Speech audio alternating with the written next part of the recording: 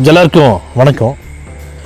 இந்த பதிவில் எதை பற்றி பார்க்க போகிறோம்னா, அதாவது மக்களே, பத்திரிகையாளர்களாம் திரு சரத்குமார் அவங்கள பார்த்து தமிழக வெற்றி கழக அவர் கட்சி ஆரம்பித்த நாள்லேருந்து இந்த நாள் வரைக்கும் ஒரு மிகப்பெரிய கட்சியாக தமிழ்நாட்டில் உருவாகிட்டு வந்துட்டு இருக்குது, உங்களுடைய கருத்துக்கள் என்ன அப்படின்னு சொல்லி கேட்குறாங்க.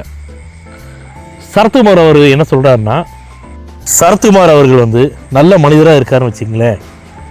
ஒரு அரசியல் கட்சியை பற்றி கேட்கும்போது ஒன்று பேசலாம், இல்லை பேச பிடிக்குன்னு சொல்லி வெளியில் போயிடலாம் இல்லையா. தாவேக்கா அப்படின்னா, தமிழ்நாட்டில் தாவேக்கானா தெரியாத ஆள் இறைச்சிருக்காங்களா சொல்லுங்கள். தாவேக்கானா தமிழக வெற்றி கழகமா? ஆமாம், அவருக்கு எதுவுமே தெரியலையா விஜய் அவர்களுக்கு. அவர் உடனே என்னங்கிறார், அவருடைய ஸ்டேட்மெண்ட்டு, மத்தியில் இருக்கக்கூடிய பிஜேபியும் மாநிலத்தில் இருக்கக்கூடிய டிஎம்கேவையும் அவர் எதிர்த்து பேசுகிறாரு அப்படின்னு நினச்சா அவங்க பெரிய ஆளா? கட்சி பொதுக்கூட்டமாக இருக்கட்டும், இல்லைன்னா வேறு எந்த ஒரு மாநாடாக கூட இருக்கட்டும், கூட்டம் கூடனா பெரிய ஆளா அப்படின்னு கேட்குறாரு. சமத்துவ மக்கள் கட்சின்னு ஒரு கட்சி இருந்துச்சு. சமத்துவ மக்கள் கட்சின்னு ஒரு கட்சி இருந்தப்போ அவர் கூட்டமாக இருக்கட்டும், பொதுக்கூட்டத்துக்கு சரி, இல்லை அவர் மாநாடு போட்டாரா அப்படிங்கிறது எனக்கு தெரியல. ஆனால் சரத்குமார் அவர்களுக்கு கூட்டம் கூடிச்சா சொல்லுங்கள். ஒவ்வொரு இடத்துலையும் பிற கட்சிகளை கூட்டம் போடுறாங்க. அந்த கூட்டத்துக்கு எல்லாமே மக்கள் கூடினாங்களா? அவர் என்னங்கிறாருன்னா, உலகத்திலேயே பிஜேபி தான் பெரிய கட்சி. தமிழ்நாட்டில் எடுத்துக்கிட்டிங்கன்னா, தமிழ்நாட்டில் டிஎம்கேயும் ஏடிஎம்கே தான் பெரிய கட்சி, அவங்க தான் ஆட்சிக்கு வர முடியும் அப்படின்னு அவருடைய ஸ்டேட்மெண்ட் சொல்கிறாரு. இது எதை குறிக்குதுன்னு கேட்டிங்கன்னா, அத்தனையும் வைத்திருச்சு பொறாம.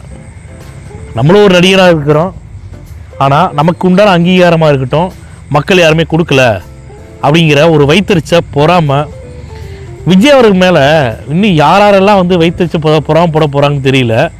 ஆனால் யார் எது பண்ணாலும் சரிங்க, ஆனால் விஜய் அவர்களுக்கு தமிழக மக்கள் இருக்கிறாங்க, தமிழக மக்களுக்கு விஜய் அவர்கள் இருக்கிறாங்க. இத்தனை வருஷமாக கடந்த 75 ஆண்டுகால அரசியல் வரலாற்றிலேயே மக்களுடைய வரி பணத்தை சுரண்டி சுரண்டி சுரண்டி மக்கள் ஏழ்மையாக இருந்தவங்க, ஏழையாக இருந்தவங்களாம் ஏழையாகவே இருக்காங்க. அரசியல் கட்சி ஆரம்பித்த திமுகவாக இருக்கட்டும், திமுக நிர்வாகிகளாக இருக்கட்டும், அதிமுக நிர்வாகிகளாக இருக்கட்டும், சாதாரண வார்டு கவுன்சிலர்கிட்ட கூட கோடிக்கணக்கில் பணம் இருக்குங்கிறாங்க. இந்த பணம்லாம் எப்படிங்க மக்களே வந்துச்சு? அவங்க கஷ்டப்பட்டு சுயமாக சம்பாதிச்ச பணமா சொல்லுங்கள் பார்க்கலாம். அதனால் மக்கள் நல்லா தெளிவாக இருக்கீங்க, அதனால் எனக்கு ரொம்ப சந்தோஷமாக இருக்குது. வருகின்ற 2026 சட்டமன்ற தேர்தலில் தமிழக வெற்றி கழகத்தோட தலைவர் விஜய் அவர்களுக்கு பெரும்பான்மையான ஓட்டு போட்டு ஜெயிக்க வைக்கணுங்கிறது என்னுடைய தாழ்மையான